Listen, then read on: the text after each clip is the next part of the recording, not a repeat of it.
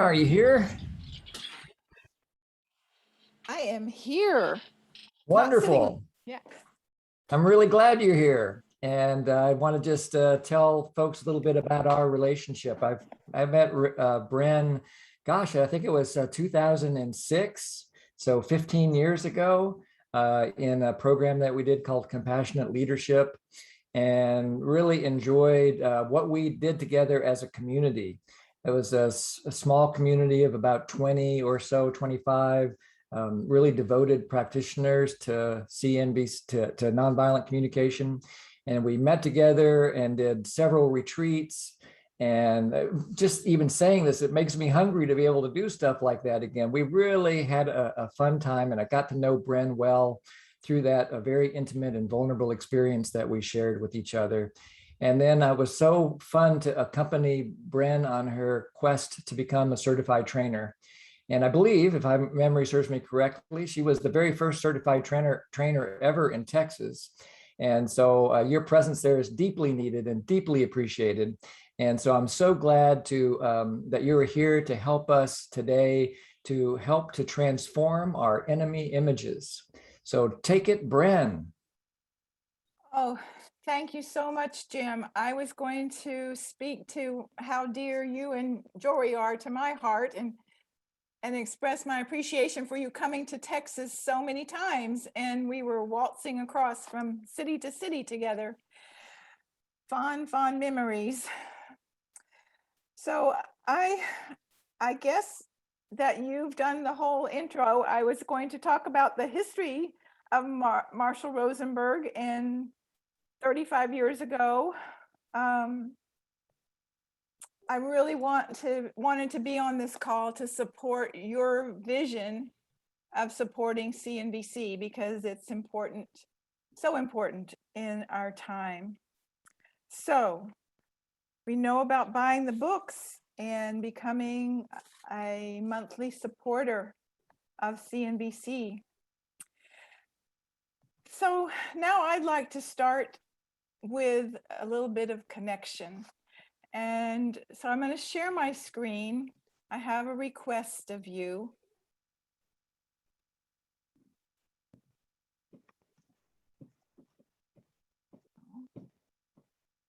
Let's see.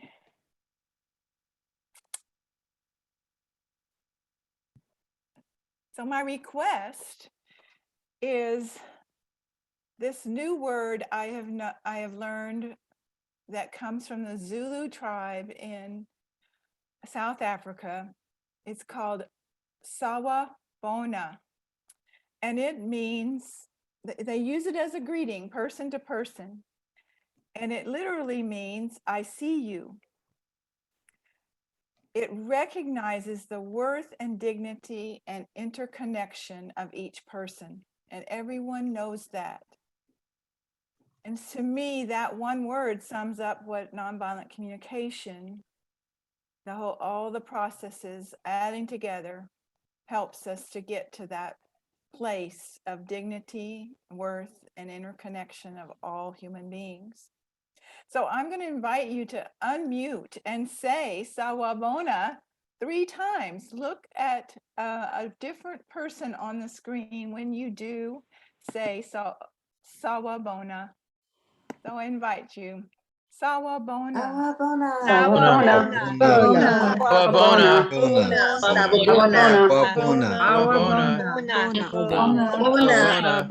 I can't look at the screen.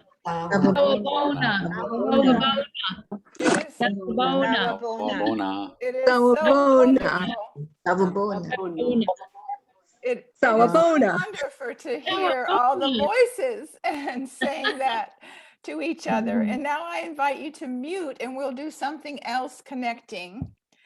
So let's connect with ourselves right now by just noticing that we are breathing beings. And together, let's take 3 cleansing breaths. 1. 2.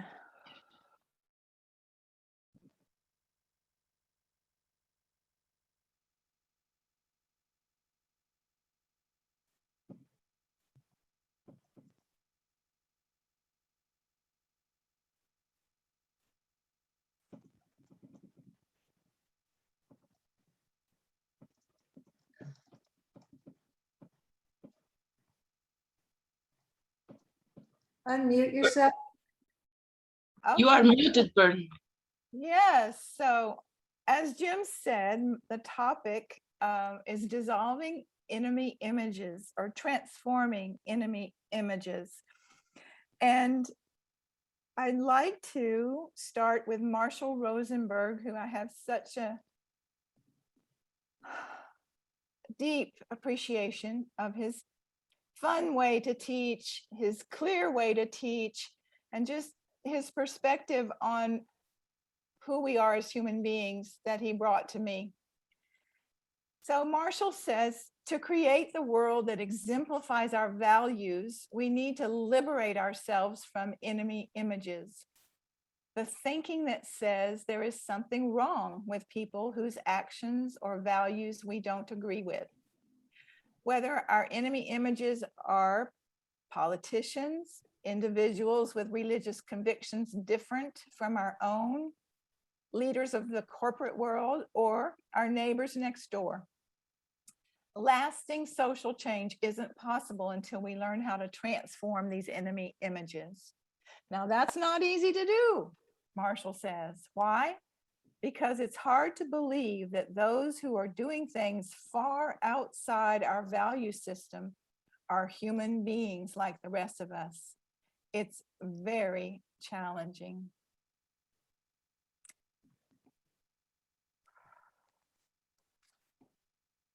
I'm excited to be here, and I'm a little bit tired because I got up at 4 in.the morning to catch a plane and didn't get to my home until a few hours ago.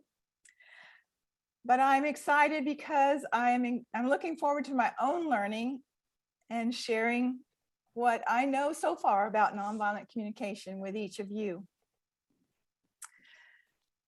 So I'm going to start with the fact that in the decades before I met Marshall, I had wanted to be an effective advocate for peace and justice.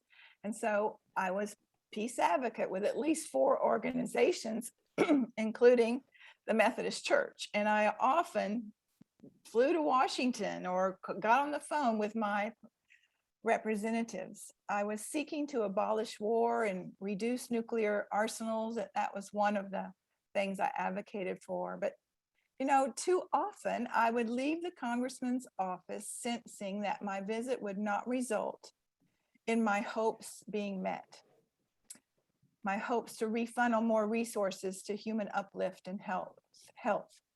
So after learning from Marshall the danger of holding enemy images before having a dialogue with someone, it made such sense to me why my political leaders continued with their actions and my message did not connect with them. Human to human and heart to heart. But the story I want to tell you about enemy images is really more close to home. I was in the city-owned exercise pool and a friend and I were chatting, having a great time talking. And we were also exercising in the water. And just a few feet away in the same pool was an exercise class going on, being led by a teacher. So my friend and I were just happily visiting when one woman from the back of the class turns and says to us, "Shut up, you two. I can't hear the teacher." She said it in a tone I interpreted as angry. My next move happened very fast. I took a few steps toward this woman and said, "Are you wanting to be able to hear well enough to do the exercises?" Well, it might sound like I had integrated the skill of dissolving enemy images, but don't let the words fool you. My heart was not holding the intention to connect, that 0 step, even though you might recognize these words as guessing a person's feelings and needs. But the intention under them was not to connect to her heart. What I had done was I had not taken that sacred pause to find my intention. In fact, I was judging her about how rude her tone was. My conditioning as a child was not to say anything unless it was positive. And so with a little bit of NVC under my belt, I tried this spiritual bypass. I tried the words of empathy. But, you know, the judgments in my head leaked out around the words. So the next thing that she said to me was, "You are the most selfish person I have ever met." And then she skimmed her hand across the water of the pool toward my face. Of course, water going in my face. So my judgment of her as rude then went to an enemy image of her, because I got out of the pool and looked around for someone in management that I could report her actions to, wanting to get her in trouble. So unfortunately, I didn't have enough practice under my belt to turn to my NVC practice until about 4 days later. I wasted quite a bit of my life energy lost in these enemy images and thinking and stuck in my emotional reaction. But then, so those for 4 days, using the Pathways to Liberation model, I was unconsciously incompetent. And that is having the us versus them thinking they deserve to be punished. I'm going to share my screen again. And so here are the 4 skills that you will find in this wonderful book. So I finally became aware of the cost of having enemy images and remembered that there was a practice I had learned or been introduced called dissolving enemy images. So I did finally get to consciously competent with work, with using the practice. And that says, when noticing one is holding a person or group as an enemy, you're able to reconnect to the humanness of all involved, dissolving the enemy image. So before I go any further, there might be some people who are new to NVC, and I would love to share with you just a little introduction of what I know as kind of the basis of NVC, so that we can make life wonderful. We turn to connection, knowing that connection is our birthright, and we're naturally drawn to want to be with one another. We fare better with cooperation. The brain science shows that we are naturally compassionate beings. And this connection and desire to cooperate will lead to much better outcomes, where the well-being, my well-being and your well-being will both be considered. And then courage. And so with connection, with NVC leading us always to connection, we can break this myth of separation, this myth that we are separate. With NVC, knowing that it's much better to win-win. Nobody has to lose. There's plenty to go around if we will get together and find out how to cooperate to make that happen. So we break the myth of scarcity. And the third is that we have agency when we can align with our values, when we can be aligned. We have a lot of power in this world, and use our courage and bust that myth of our powerlessness. All that adds up to making life wonderful. So I'm going to just check and see. Yeah, I think I'm not behind yet. So that's wonderful. I do want to share that Marshall also introduced me to Viktor Frankl, the survivor of the Holocaust, who came out of the Holocaust and wrote Man's Search for Meaning. And this is a very special quote. I'm sure you've seen it before. Between stimulus and response, there is a space. in that space is our power to choose our response. And in our response lies our growth and our freedom.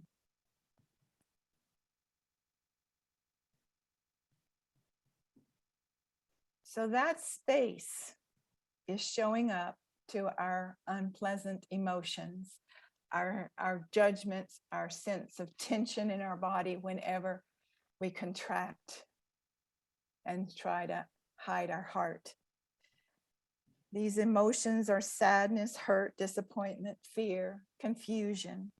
Whatever flavor of the stimulus we notice in our body, nonviolent communication guides us to give it our attention, give it our presence, one of the other skills, and give it self-acceptance, another skill in the pathways.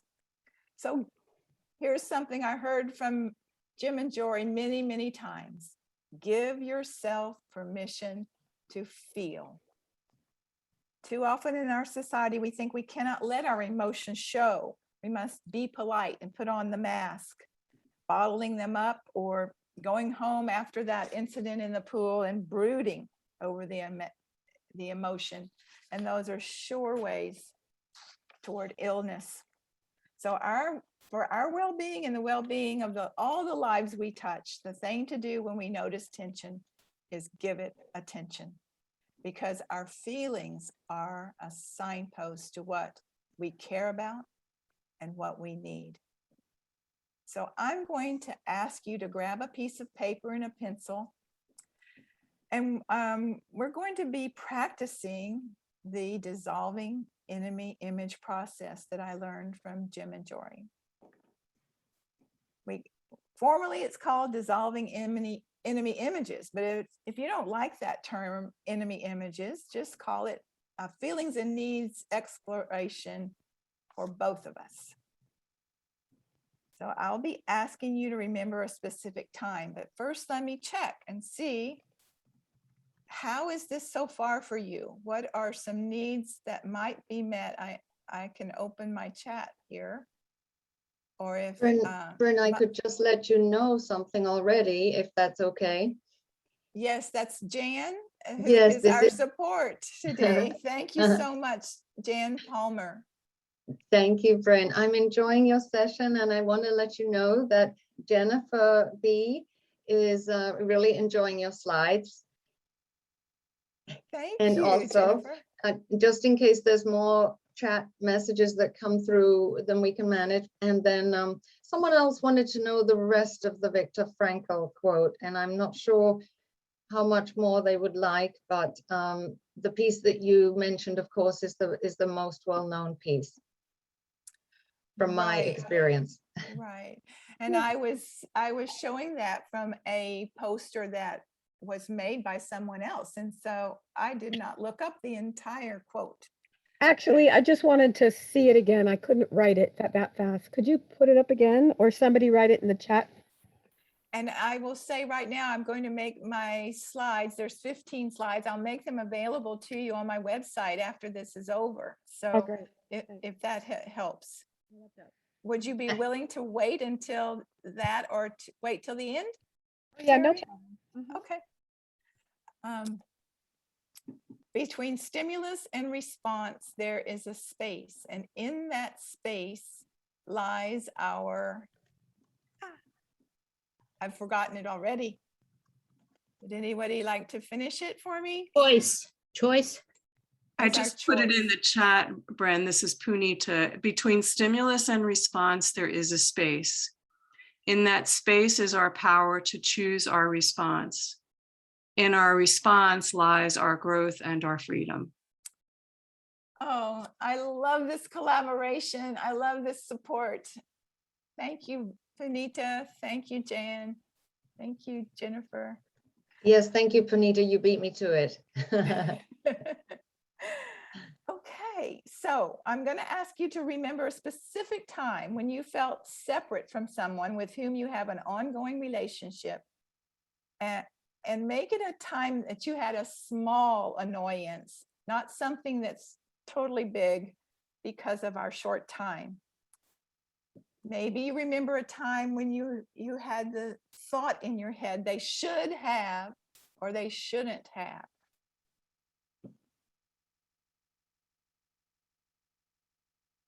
And so before we start this, I would like to show you a diagram of the enemy, the transforming enemy image process, so that you will know where we're going. So there's that again. Okay. Whoops. Okay.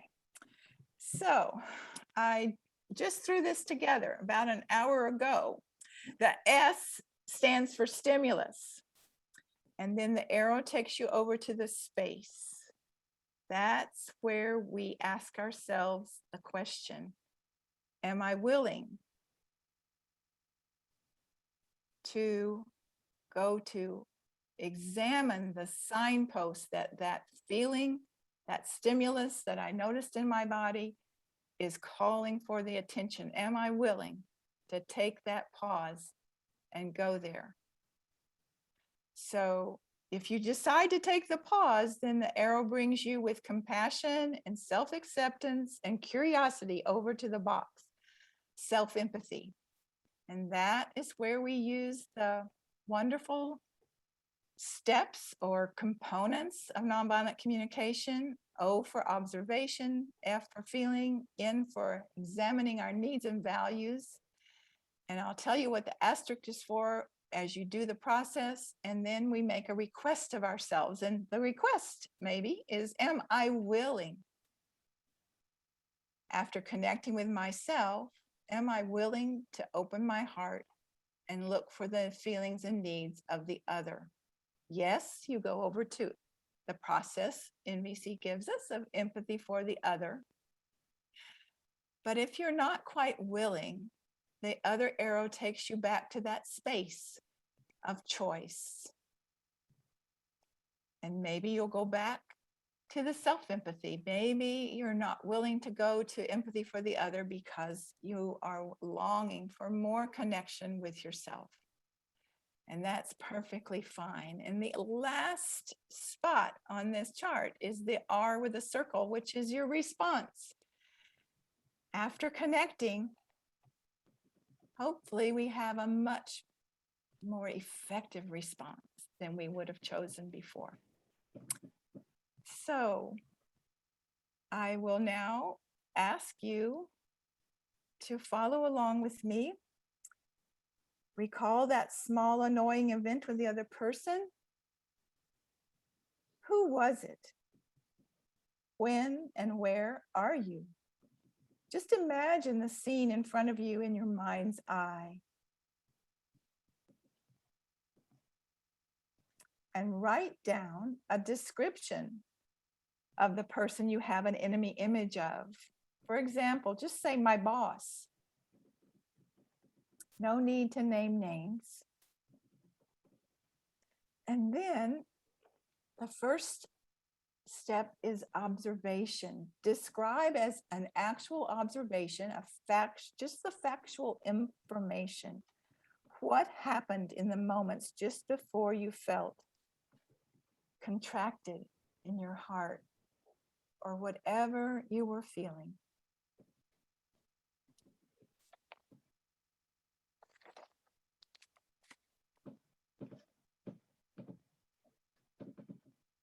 In the example I gave, my observation was the lady ran her hand across the surface of the water toward my face.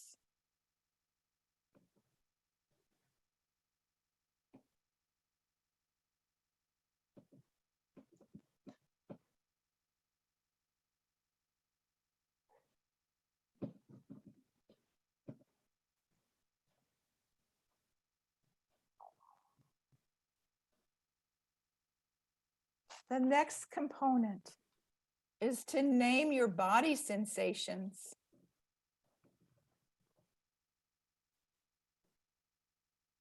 These could be headache, dizzy, burning, pounding chest, prickly, throbbing. And then if you'd like, give the name of an emotion to the body sensation, such as sad or shocked or disgusted.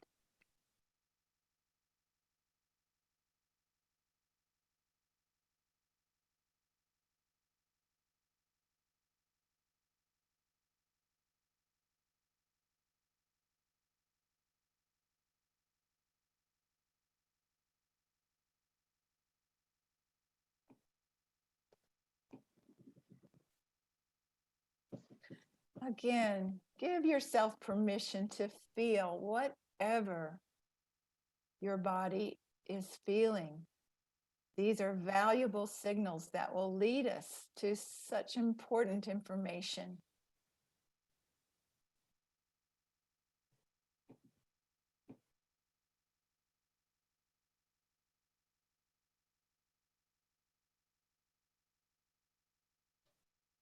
And now I invite you.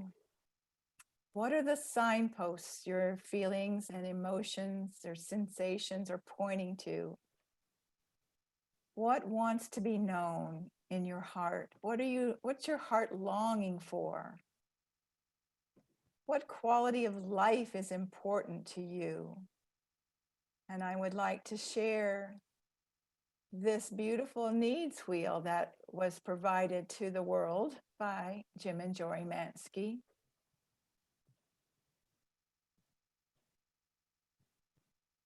I altered it. I took out the need word in the middle of it and I put the words to enrich life. I'm trusting Jim and Joy are okay with that slight alteration.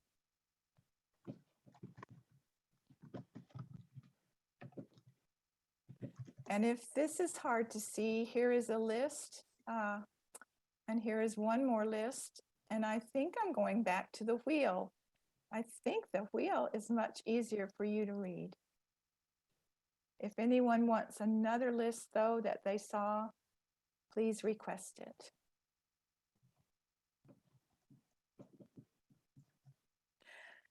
So choose the needs that are speaking to you.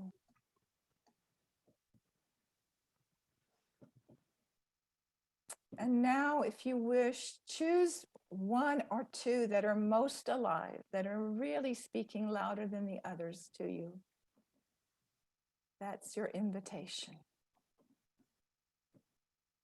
Hi, Brett. There's just one request in the chat. Somebody wanted to see the second needs list again, if possible.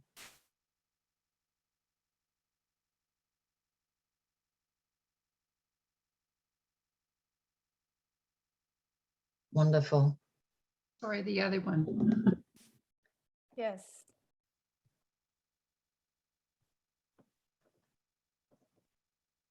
Fantastic. So you're noticing that there's not a definitive list of needs. I've probably seen at least 50 different lists in my lifetime. And so if there's not a word on the list that is speaking to your heart, if it's a need, if it's something that you share with every other human being on the planet, then add it to your list. And if there's some word on the list you're looking at that doesn't speak to you, no problem. Because these need words are just pointers to an energy within us that really has no word. We just recognize it as something precious to us and that we can embody that need. We can so appreciate that need that we vibrate, our bodies vibrate with the energy of that need. And that, I think, is what it means to savor the need.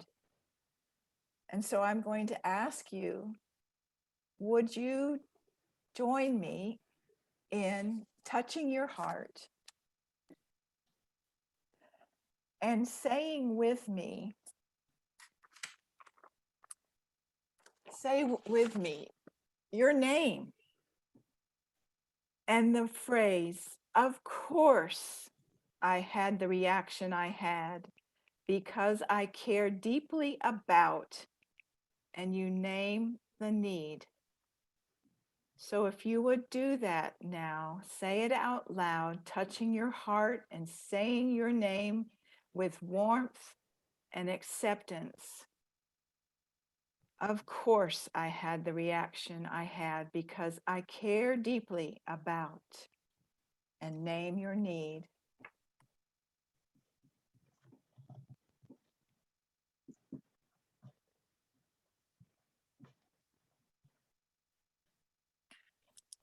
Notice what you feel now and allow those feelings. Just hang out with them.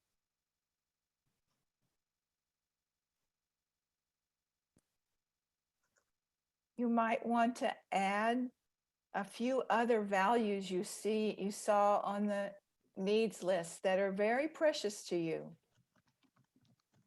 and hang out with them as well. Just bringing balance to ourselves.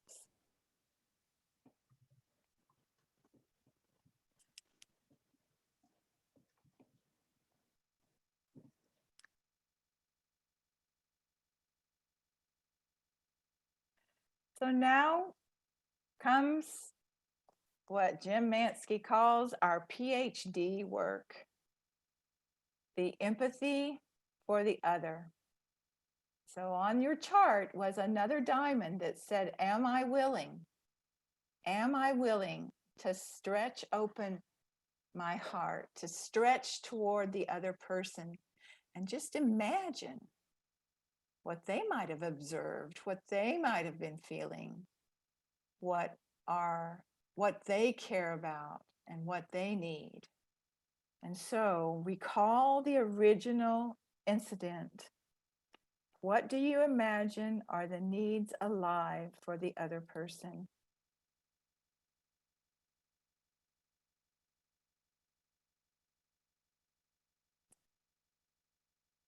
What were they saying yes to when they did what they did? Might be they were wanting trust or ease or competence. It might be they were wanting movement and to do the exercises in a way that would really benefit them and their body. They were wanting health.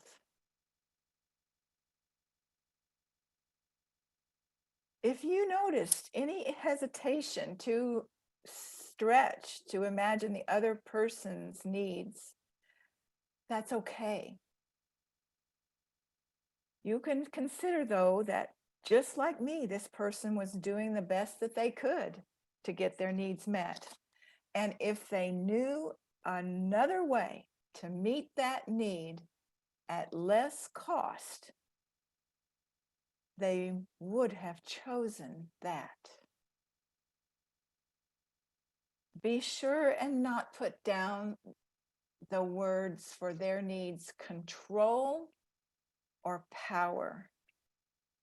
As you'll learn in NVC, they don't appear on any needs lists because there are beautiful needs under those strategies that we label control or wanting to be in power.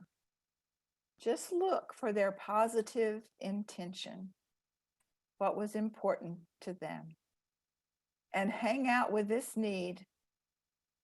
Savor this need you discover.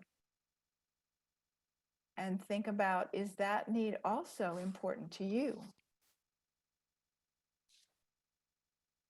How do you feel as you consider both your needs and the other person's needs? What needs are alive now in you?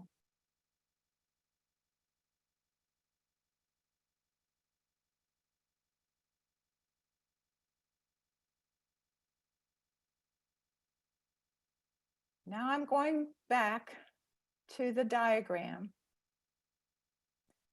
And if you were following in this chart and you found needs the other might have been holding in their heart, needs they were saying yes to. Then perhaps you would like to go to the next step, which is your response, which is for you to imagine one step that you could take right now that serves all the needs you've identified, both your own and the other person's. So I invite you to write down one step you can take. What could you propose as a way to get these needs met in your example? Bren, is that response or request? Just curious. Just going back to the Viktor Frankl quote, it could be a request, a gentle request of yourself of what action you are going to take, or we could also call it response. So R for either one, whatever you would like it to be.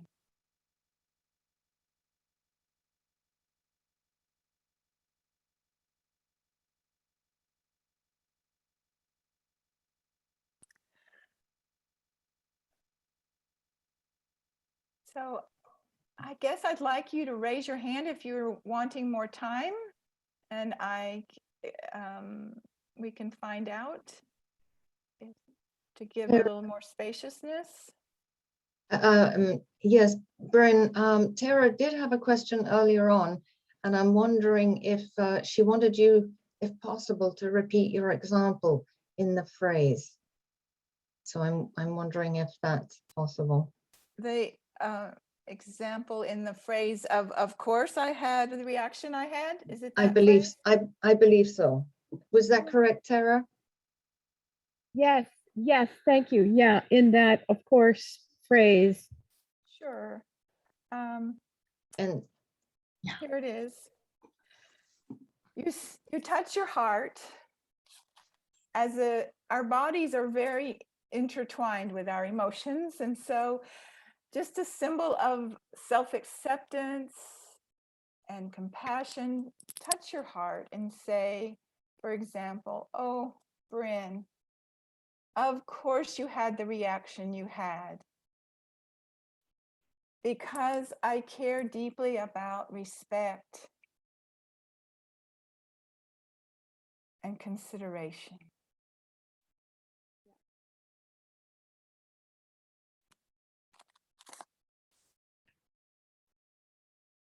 does that help, Tara? Yes, thank you for doing that. Thank you. You're welcome. And then there is a question from Juliana. Bren, I request you in that slide about the stimulus and response. Would you please just once more just go over your the flow chart? Just how does it flow? Sure. From beginning. So the S is stimulus. And so we have about 6 seconds before we open our mouth.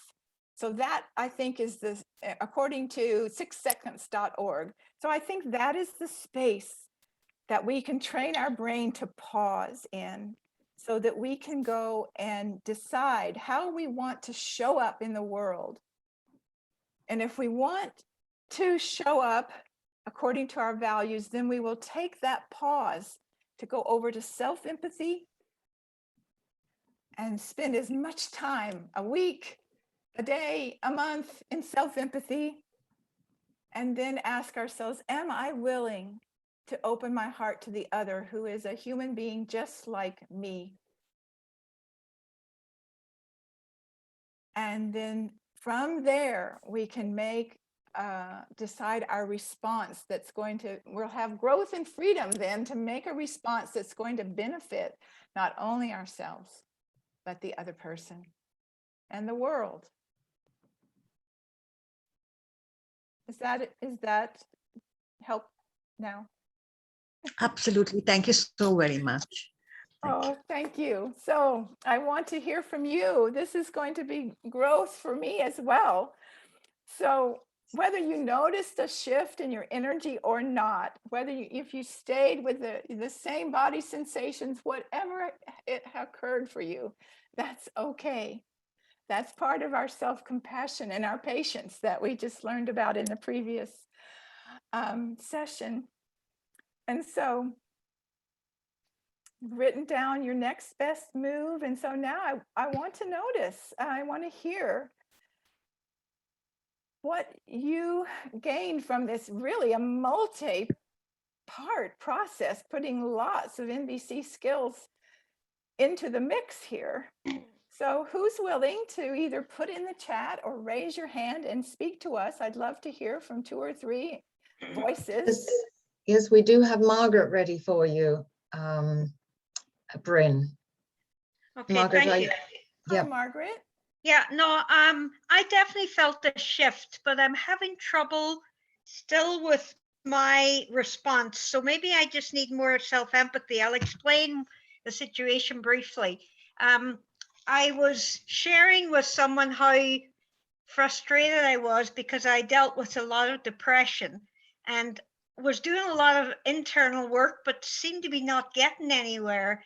And I was talking to a friend in the car, and she said something about her 12-step work and how much work she'd done and how it had really affected her. And for whatever reason, I took that as judgment that I hadn't been doing the right thing. And it really hurt me and closed me down. But when I went through this process, I seen that she was trying to be helpful. She was trying to pass on information to me. But what I needed from her was just for her to listen, be present where I'm at without education or judgment. And I'm just wondering how I could say that, because I said, I appreciate your caring and sharing your own experience. I am wondering if you could just be with me at this moment or something. Like I just wasn't too sure how it would come across as me saying you did the wrong thing. Right, you didn't want to have her feel the same way that you felt about Exactly. and judged, of course. So I'm going to when we do workshops, when we get to the request part, we're asked, put down 3, come up with 3 requests or even 5 requests just to get yourself in the habit of trying different things out. But in this moment, I would like to ask you to consider just closing your eyes, since I heard you say you weren't quite happy with what you were coming up with. Just close your eyes and imagine a compassionate being in your life. It could be your dog, it could be some famous spiritual person, it could be your grandmother, someone in your life that's to you a very wise and compassionate person. And just then ask them, what would you say? And see what comes. So that's just one other little strategy. Okay, And thank you. I wonder if that's enough for now, or would you like to request people put anything in the chat for you of their suggestions? I would appreciate that actually, if people wouldn't mind. Okay, so there's an invitation to others. I'm going to check our time. All right. So I did send you something, Margaret. Okay, Also. thank you. You're welcome. And anyone else raising their hand to say how that practice was for you? It would be lovely to hear from some more. Maida is got her physical hand up. She's ready for you. Yes, unmute, Maida. If you could unmute Maida. Oh, I was just aware that there's a few others that had their hand up before me, but what I was going to ask is I had exactly, well, it was very similar to what Margaret was talking about. And it was a perception of, like I'd made, because of the way she said it, I made a perception that she was judging me. So I don't even know whether my perception was inadequate, but it certainly landed in my nervous system as a judgment, you know, like, yeah, that I wasn't I wasn't doing it properly and I wasn't doing it quick enough, this processing stuff. And she basically said, don't talk to me until you get your resentments towards me sorted out, which I found very controlling, and I was enraged. I felt like, fuck off, I'll do my stuff in my time, you're not telling me what to do. It felt controlling. So I wonder what we do with that stuff that's around perceptions of our interpretations of what we've heard, rather than, I don't even know whether she was angry. I assume she was. Yeah. Sorry, off track. Yeah. So I abbreviated this process a little bit because you can also, besides looking at your feelings as a doorway to your needs, you can look at the judgments you have of another and take and just write them down and take the time to add in front of them, I'm telling myself, or this is my perception, and name the judgments. And put a little distance between you and the judgment, but also the judgment is a wonderful way into your needs.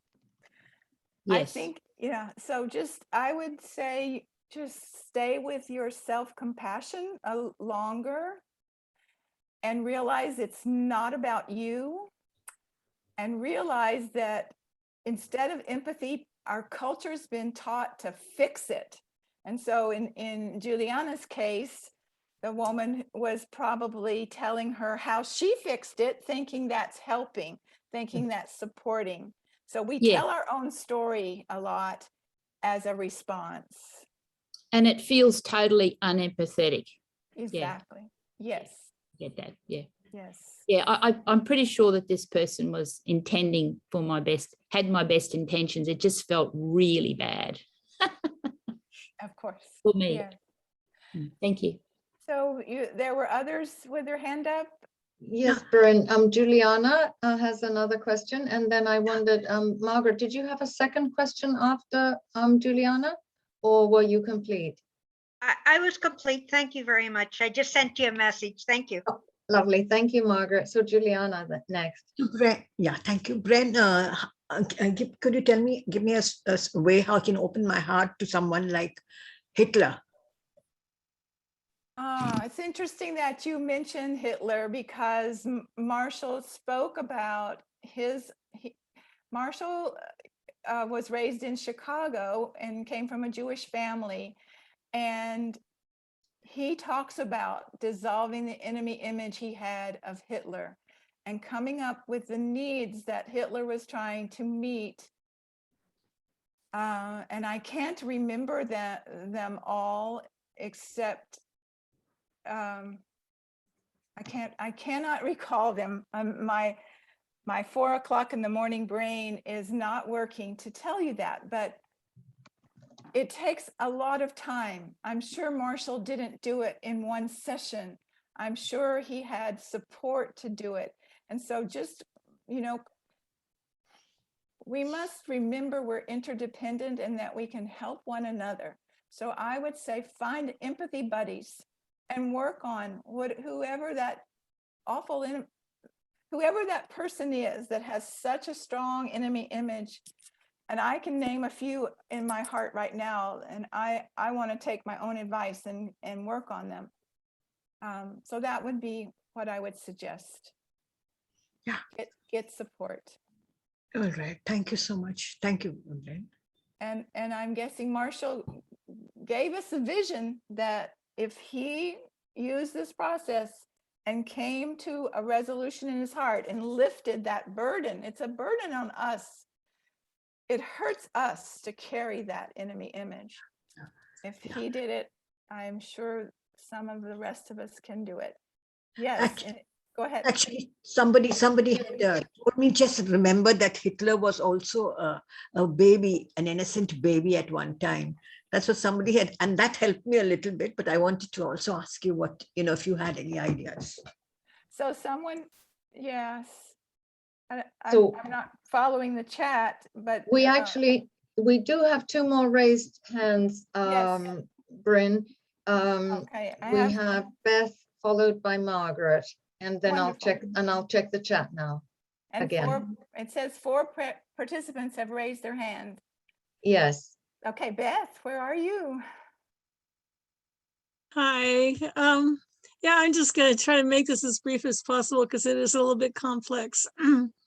I get along better with my son has been married twice. I don't get along with his second wife at all. But his first wife is my connection with my granddaughter. But she's like walking on eggshells. And like, for example, today I have a tree. I offered, somebody chopped it down. I offered for her husband to come, and I just have to wait. And I try to be careful how I say anything to her, because whatever it is, she'll come back and accuse me of something else. And it's like, yeah, could you know, I have this tree. I want to give your husband first bid. If he wants it, just let me know. And then there's a silence, and then you know, I just have to be really careful, because when I mention it a second time, then it's like I'm being rude. I mean, she really comes out with some really hard things, and I get to a point where I know I can't say anything, because I have a promise to myself that I will never lash back at her at all, ever, because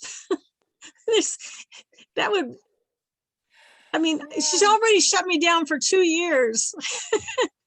It's like I went for 2 years with no contact with my granddaughter. And then when she finally came around, I just have to be very, very, very careful. And that pause. So when she said something to me today, it's just like. So that pause was very, you've integrated a pause. So I want to celebrate that. Yeah. Celebrate every single step we add in our NVC repertoire is going to make a difference. And I'm not going to mention another word to her. If her husband doesn't come and get the tree, I'm going to wait 2 more weeks, and then I will put an ad, and I won't say a word about it. I'll just have it gone. If she wants it, they'll come. If not. So Beth, I do want to guide you to some of the other practices in NVC. There's one of having a proactive conversation, and you practice it with your buddies. That's why we have practices, because in order to have a new skill, we need to go through the motions and train our brain in the new skill. So practices, get into an NVC practice group or join. Yeah, I am. I've been going to the Monday one, and my partner Dawn is on this call. So okay, well, I'm going to go to the next person. We have 1 more minute, and so unfortunately, 1 more person. So perhaps Holly, because Margaret, I that's- see your hand. That's fine. Thank you. So Holly, No, I guess you'd be the last one. And if you could be really quick because of our time, Holly. Oh, okay. What did you know? What did you notice from this process? Would you be able to answer that, or how you were applying this in your personal world? Those were my questions for y'all. Right. But say whatever you would like, Holly. I think for me, I find this a very valuable practice. And for me, my work, I can tell that my inner work right now is so much about having empathy for myself, and noticing how stimulation in today's time can stimulate childhood trauma. And that if I'm aware of this, I can spend as much time, absolutely as much time, days, as I need to care for myself. And sometimes I feel like before I can go off, before I can have the empathy for the other person,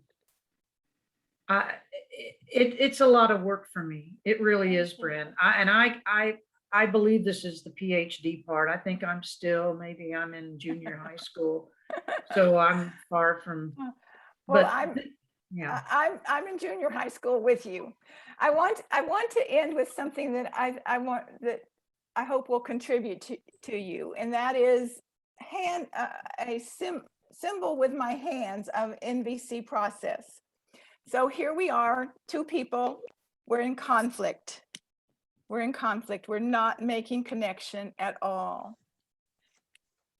It only takes one person to wake up and said, oh, what are my needs? Come to your heart. Find your feelings, your needs.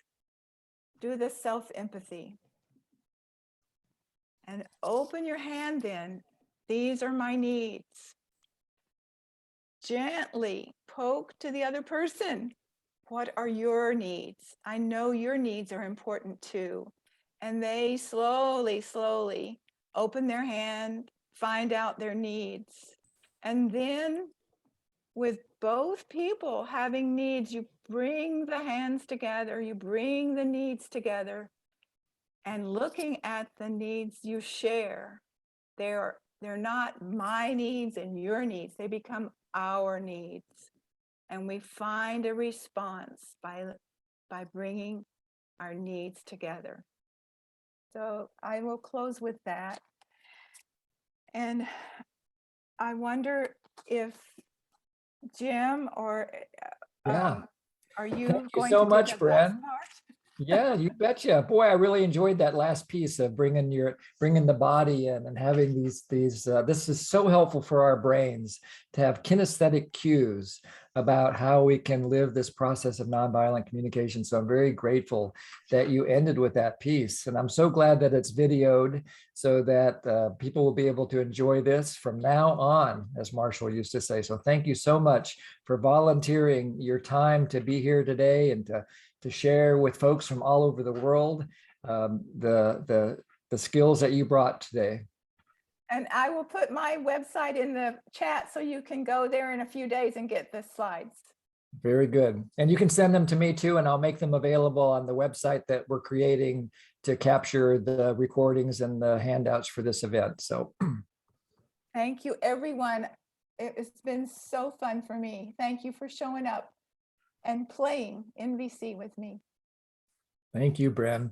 And as we start the transition to the next session, be sure that you're taking care of yourself. I see familiar names that have been here for many, many hours, and a very important part of nonviolent communication is cultivating your own vitality. So I hope you're doing that, stretching your body. I've got my lunch sitting here.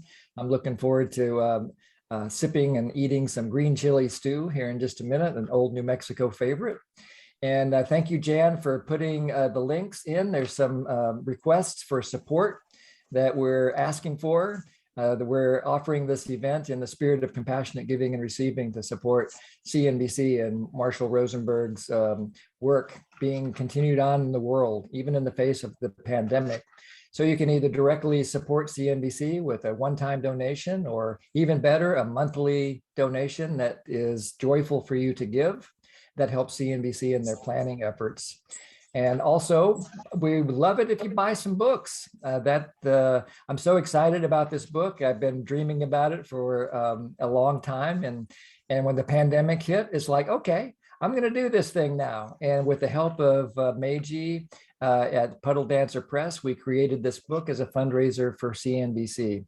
And so please buy that and give it away to friends. Maybe get a copy for your local library. Even call, if you don't want to buy it, call the local library and request it, and they'll probably buy it for you. And so then it can be available. I'm very thrilled to notice that the book is selling well, and I really appreciate your support in doing that. So thank you again, Bren. And the next presenter today is one of my empathy buddies, Jean McElhaney. And Jean is here from New Zealand today. Jean and I have known each other, gosh, for at least 10 years now. Jean's a certified trainer with the Center for Nonviolent Communication. We talk at least once a month. And I'm really grateful that, Jean, that you're here to support us in learning more about the open-hearted flow of giving and receiving. When I saw that you got this, that you chose this particular topic, it's like, I can't wait to find out what Jean's going to do with this. This is like the whole heart of the Pathways to Liberation. is built around the open-hearted flow of giving and receiving. Because as I understand it from Marshall, the purpose of nonviolent communication is to create a quality of connection that inspires compassionate giving and receiving. So welcome, Jean, and I'm so glad you're here. I hope you have as much fun here as I've been having. Thank you, Jim. Thank you so much. It's a pleasure to be here. Yeah, hello, everybody. My goodness, it's amazing. There's 75 people on this call. What a treat. So hello from Aotearoa, New Zealand. It really is a pleasure to be here. Thank you all for your kind attention. And yes, I am guessing that many of you have already heard the request by the book. Jim just repeated the request. So we'll put that again in the chat. I just want to give my personal endorsement to the book, that for me, this book is, it's just very exciting because it's so practical in terms of offering people ways to cultivate their skills, specific strategies to help us integrate NVC into our lives and to begin to embody that which we long for in the world. So yes, please buy the book for yourself or for others. And I also want to give my, I'm sorry, who said? This is Jan, your Zoom person, and I just wanted to check one thing with Jim, whether we needed to pause and restart the recording or not. Yes, that's a good idea. I can do that. Okay, great.